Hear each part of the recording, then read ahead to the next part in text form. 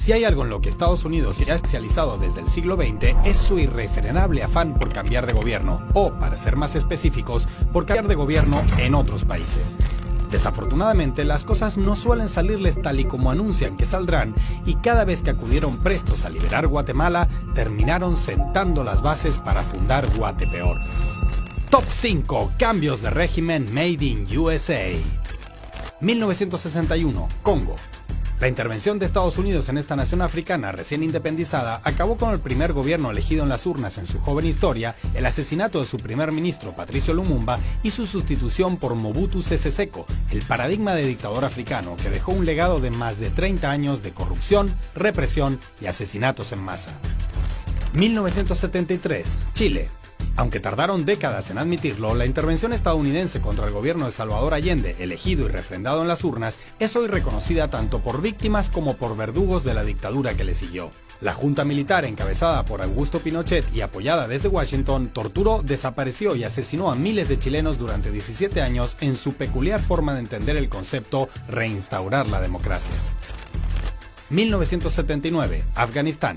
Otro caso menos conocido fue el de esta nación asiática que a finales de los 70 gozaba de amplias libertades civiles y religiosas para el contexto del lugar y la época, pero con el grave inconveniente de tener un gobierno cercano a la Unión Soviética. La intervención estadounidense apoyó al grupo armado que lo derrocó, grupo al que el Departamento de Estado calificó constantemente como luchadores por la libertad, pero que hoy conocemos mejor como talibanes.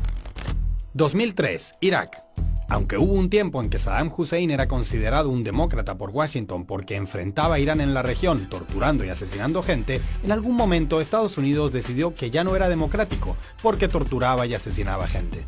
Después de un fallido primer intento en 1991, en 2003 lograron derrocarlo y tan solo 1,5 millones de muertos después, la región entera, desde Irak hasta Siria, inició una nueva etapa, la del Estado Islámico. 2011, Libia. En el caso más reciente, no se puede decir que la intervención estadounidense haya traído un mejor o un peor gobierno que el que había bajo Gaddafi, ya que para poder establecer dicha comparación, para empezar, debería haber algún gobierno, en lugar de una guerra civil, mercados de esclavos y casi tantos presidentes como tribus hay en la que fuera la nación africana más próspera. Si les gustó este top 5, compártanlo, y si no, quédense sentados esperando que alguien elabore un top algún cambio de régimen made in USA que terminara bien. Para el gobierno, Arce va a la OEA para que Almagro rinda cuentas sobre el golpe de 2019. La Paz, 4 de mayo de 2021. El exministro fue designado embajador de Bolivia ante el organismo hemisférico. El vocero Jorge Richter señala que su experiencia jurídica es clave para que ocupe el cargo. Asignación del impuesto directo a los hidrocarburos, ID, regalías y otros impuestos a los que ITF aporta. Dados los ingresos previstos, nos ratificamos como la primera empresa del país, sostuvo el ejecutivo de ITF. Héctor Arce fue nombrado embajador de Bolivia ante la Organización de Estados Americanos, OEA.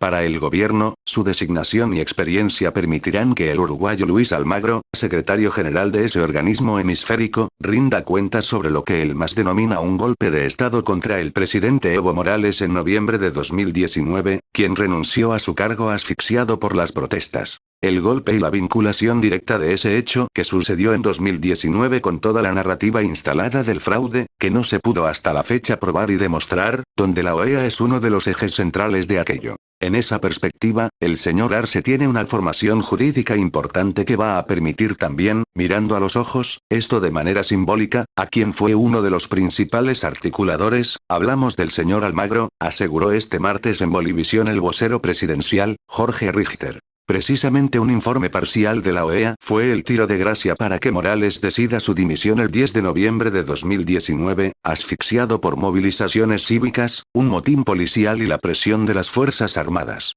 El documento alimentó el discurso del fraude en las elecciones de un mes antes, en las que Morales ganó sin necesidad de ir a la segunda vuelta junto a su principal contendiente, el expresidente Carlos Mesa. 2 días después, asumió el poder la entonces senadora opositora Jeanine Áñez, quien ahora se encuentra tras las rejas, con detención preventiva, junto a 2 de sus exministros, por la investigación en el caso denominado golpe de Estado.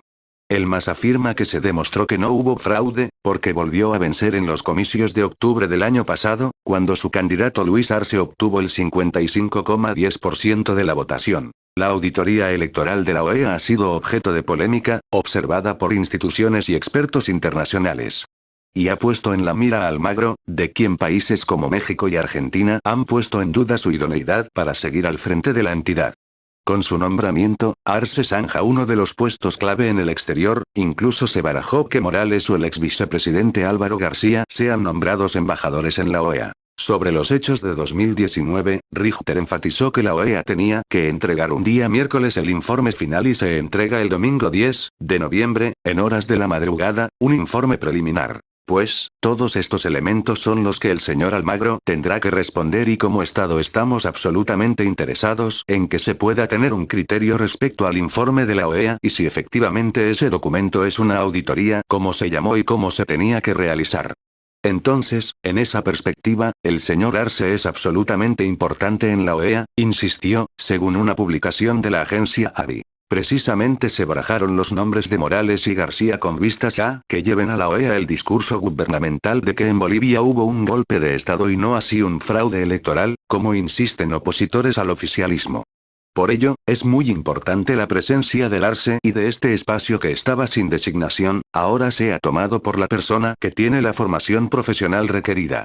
Arce fue diputado del MAS y en el gobierno de Evo Morales, que duró de 2006 a 2019, ocupó cargos como Procurador General del Estado y Ministro de Justicia. Fue uno de los 9 ex colaboradores de Morales que en la crisis de noviembre de 2019 obtuvo asilo en la residencia de la Embajada de México en la ciudad de La Paz, donde permaneció hasta noviembre del año pasado, ya que el mandato de Áñez se negó a darle salvoconducto. Eso es todo amigos, compartan los vídeos y suscríbanse en el canal. Somos anónimos. Somos legión. Nosotros no perdonamos. No olvidamos. Espéranos.